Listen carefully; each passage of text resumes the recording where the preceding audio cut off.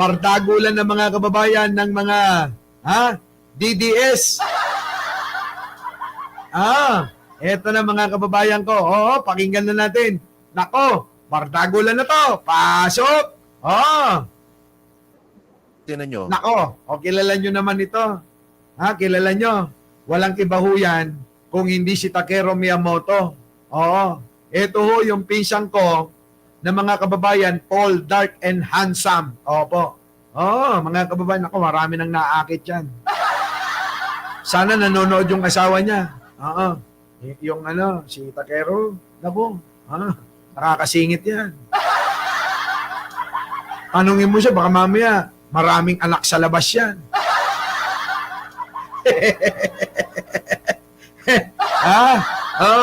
Eto na mga kababayan ko. Grabe, binanatan ni Takeru Miyamoto ang isang vlogger. DDS vlogger, mga kababayan, Pakinggan natin itong bardagulan, mga kababayan. Pakinggan natin, anong height ni Takeru? 7.3. 7.3. Sige, okay lang yan. Maring Jazz, isa pa. Diba? Eto, mga kababayan, pakinggan natin si Takeru. Ito na. Pasok. Itong sabi ni Kiko Matos, tinan nyo. Bobo, men. Ang bobo nito, men. Ang bobo nito. Tinan nyo ito, And may I know your opinion about yung pagbato ng issue mula sa paikot-ikot sa Kongreso and then sa Senado. Tapos ngayon, ibinabato ngayon sa ICI. Bobo yung kalbo na yan, mga kababayan. Ito ho, mga kababayan, yung sumikat sa social media na walang alam kung hindi ho yung mga away-away lang. Hamunan ng away, ganon, di ba? Suntukan tayo, murahan ng murahan, ganon. Diyan ho sumikat itong mga ito, itong mga influencer na ito. Pero, pagdating po sa utak, wala laman. Walang laman, mga kababayan. Hoy, ikaw, kalbo. Huwag mong ipipilit yung sarili mo rito. Hindi tulad ng hamunan ng suntukan lang. Maring Jazz, talagang ayaw mo magpaawat, mukhang may hinahamon ka. Hinahamon ba si Dali Babes? Ay, nandiyan na si Dali Babes, Admin Dali Babes Castro. Jazz, mukhang hinahamon mo talaga. Sino ba hinahamon mo dyan? Si Leonora Brown. Hindi, okay na yan. Papahinga na yan. Pambili ng gamot. Itong vlogger na kalbo, mga kababayan na nagbablogger-bloggeran sa larangan ng politika,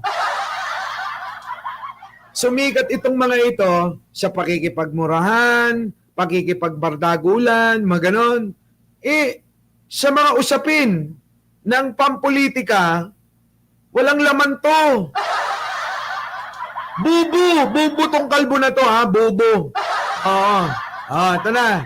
Pakinggan natin ang paliwanag ng pisang ko. Gwapong-gwapo, tall, dark, and handsome. Wala nang iba kundi si Takeru. Diba? Ito na. Bobo! Kita nyo? Bobo. Tanong mo, bobo ang tanong mo. Ano daw masasabi ni Kiko Barsaga? Grabe si Takeru, no? Kung makabobo, hindi lang isang beses Bobo!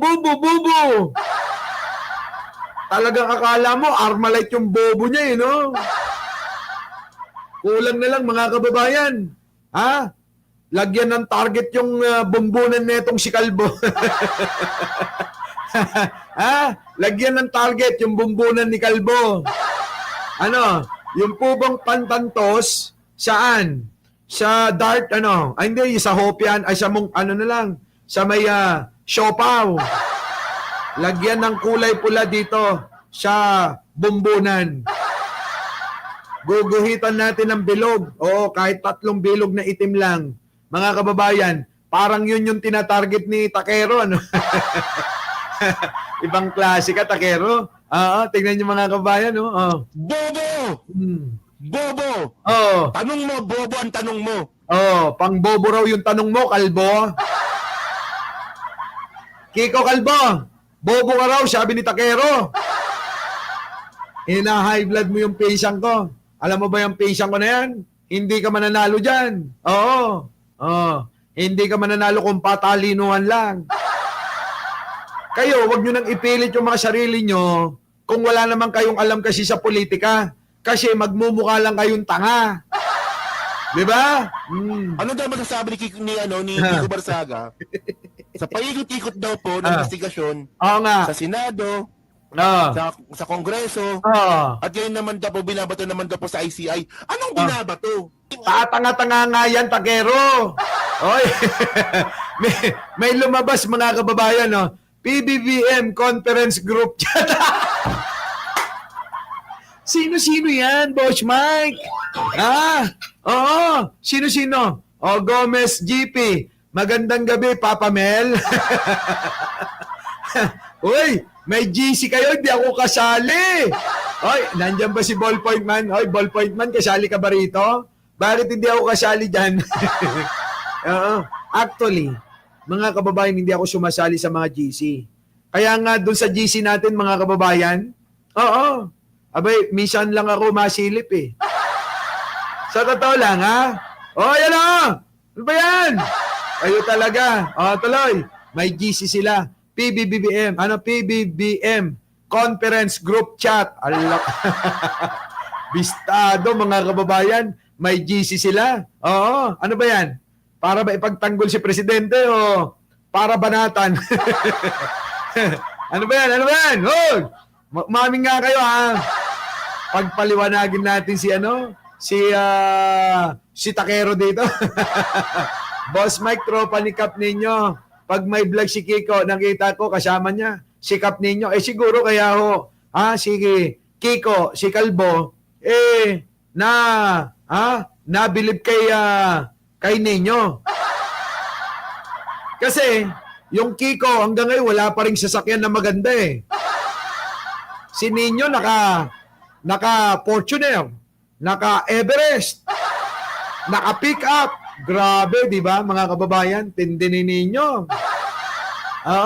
Ito na, mga kababayan ko. Ano ba ibig sabihin ng binabato? Ano pa yung ikot? Sino yung bobo na yan? Si Kiko Matos. Tanga. Tanga ka pala eh. Di ba? Heidi Pantino, Alicia Duran, PBBM lang malakas, Kanina pa naghahamon to si Maring Jazz. Sino papatol dyan? Tuloy! Men, mga kababayan, hindi po binabato yung issue. Oo nga. Hindi po binabato. May kanya-kanya pong trabaho, yung Senado, yung Kongreso, yung ICI. Oo nga.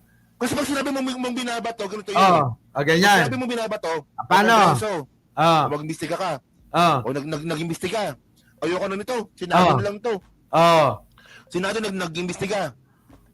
Ayoko na rin nito. Sa ICI na lang to. Hindi sunod yung Kiko Matos. Ganon ang binabato. Di ba? Di ba? Hindi ako nagnakaw. Kalbo yan, hindi yan panot. Di ba, mga kababayan ko? Yan ang sinasabi ko, mga kababayan. Na itong mga ito, nakikisausaw lang, simpatya kay Digong, ay malamang ginagamit na naman nila yan. Para nga naman maging relevant sila. Di ba? Di ba? Marites Musni, di ba? Empoy, di ba? Hindi ganun yun. Oo nga. Meron po kanya-kanyang trabaho po yung Senado, Kongreso, tsaka ICI. Tama. Hindi binabato yung issue. Tama, hindi yan binabato. Kutusan kita dyan eh. Oo. Yan ang sinasabi ko sa'yo dito. Pag-usaping politika, maselan dito. Lahat merong may magdidibang sa'yo. Lalo yung mga banat mo. Parang banat lang nila libayan yung banat mo eh. Di ba In the first place, dapat alam mo to eh. Oo nga. Bago magreklamo, dapat alam mo yung sinasabi mo. Correct. Reklamo kayo ng reklamo, hindi nyo pala naiintindihan yung nirereklamo nyo. Yan na nga ba sinasabi ko, Joel Villanueva eh. Nag-i-explain ka. Yung ultimo nga ganyan, hindi nila alam, hindi nila maintindihan. Di ba? Di ba? Hindi yung Oo. tanga-tanga ka dyan, nakala mo bida-bida ka. In the first place, napaka-stupido mo. Kaya nga, estupido ka pala eh. Si Takero, kung mambarag ito talaga, mga kababayan, ano? Babaragin ka ng buong buo eh. Oo, di ba? Oo. Takero, sabunutan daw kayo. Lugi naman si Takero. Hoy, ikaw Alicia Duran eh. Biruin mo naman, magsasabunutan yung dalawa, di logi si Takero.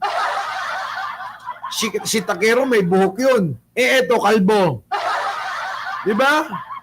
Wala, mga kababayan. Lugi. Dapat, dapat magpatubo rin ng buhok si Kiko. Di ba? Sige, tuloy. Kuya Mike, hayaan na lang. Mga bobo, o kaya nga. Ay, tanga. Ulitin nyo, baka din nyo na-gets. Sige. Tinan nyo ulit. Sige. Sige. Your opinion about yung pagbato ng issue mula sa paikot-ikot sa Kongreso. Pagbato ng issue, mula sa paikot-ikot. Kongreso, and then sa Senado, tas ngayon, ibinabato ngayon sa ICI. Siyempre, frustrated na yung mga tao. Frustrated ka kasi hindi mo naintindihan. Correct. Frustrated yung mga tao, nandadamay ka pa para kang si Sarah. Ewan ko ba, basta DDS talaga, mga kababayan, huwag nyo na ako sisihin. Talagang mga tanga. Oo. Alam nyo yung mga matalitalino, kita nyo, binanatan lang si Digong at yung mga katangahan ni Sarah dito sa pagkaka-reject ng interim release ni Digong. O ano nangyari kay Oliva Regal. Ngayon, pinuputak din ng mga DDS, mga kababayan. Imbis kayo, i-comfort nyo, tanungin nyo, yung kakampi nyo, dahil DDS naman yan, si Oliva Regal, inaway nyo. Inaway nyo. O paano yan? Dinabawasan na naman kayo. Iilan na lang yan. Iilan na lang yung may mga utak-utak na yan, Diba? Yan, sinasabi ko. O, tuloy. Ganun po talaga yun. Pag yung bagay, nakita mong kumikilos at hindi mo naintindihan, frustrated ka talaga doon. Oo nga, frustrated ka talaga doon, Kiko. Kalbo. Hindi mo naintindihan, ano? Hindi naman kasi yan ang content mo. Yayain mo na lang, si Baste, magsuntukan kayo, magbabiral ka pa, maniwala ka sa akin. Diba? At pag niyaya mo si Baste, pakisabi na rin kay Sarah, matagal nang nag-aantay si Atty. Claire. Matagal nang nag-aantay si Atty. Claire para sa debate nilang dalawa. Dahil kung totoo talaga na itong si Sarah mayroong laman yung utak niya, ipakita niya sa Samadlang people, debate sila ni Atty. Claire. Tama? Sige nga. Hindi mo pala naintindihan, explain natin Kayo, alam nyo naman ng explanation dito. Ang Kongreso at saka Senado, nag-imbestiga po yan. Kasi po, gagawa sila ng batas. Oy, Jojo Chavez, huwag kang magdrama. Akala mo wala akong taga-check ng GC? Oy, nakamonitor kayo Nandun ka po, pinagtatanggol mo, baka si Martin yung blunt item. Ay, kita mo, tamang hinala ka sa idol mo. Tumigil ka nga, Marian Tomas, Kala niya naman hindi ko alam. Ako ang mata! Kala mo, tuloy, ito na. Para hindi na pa maulit ito. Di ba? In aid of legislation po, yung investigasyon ng Senado at saka ng Kongreso. Tama. Ayun po ang trabaho nila. Tama. Hindi nila ito binato. Oo nga. Hindi nila ito pinagpasahan. Tama. Nag-imbestiga sila in aid of legislation. Tama. Okay. Ngayon yung ICI, mga kababayan, ito po hindi po ito for legislation, for Ah. accountability po ito. Correct. Tandaan po natin, Hindi alam ni Kiko yun.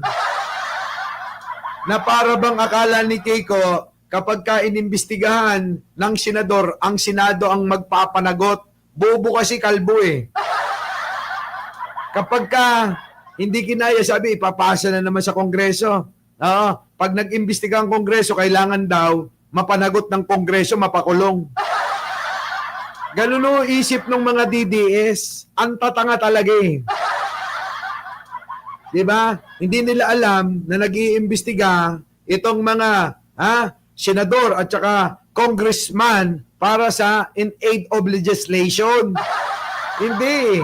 Hindi yata nila alam yon na tagagawa ng batas itong ating mga mga nako.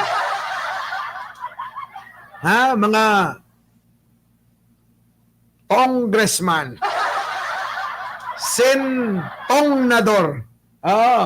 Diba? Yan yun, mga kababayan ko eh. Hindi nga alam nila. Wala, mahina ulo. Tuloy. na meron tayong 3 branches of government. Legislative, executive, tsaka judiciary. Okay. So yung ginawa po ng Kongreso tsaka ng Senado, ang ginawa po nila dyan, for legislation po yan. Kasi nga po, legislative branch of government sila. Ngayon, ang ginawa po ng ICI, sila po ay parte po ng presidente kung saan nga po yung executive. Correct. Walang pinasa. Tama! Ngayon, ang gagawin po ng ICI, for accountability po ito, doon nabibuild ng kaso. Nakita nyo kung gaano katalino tong pinsan ko? Kita nyo, manang-mana sa akin yan. Our beloved Boss Mike Cervera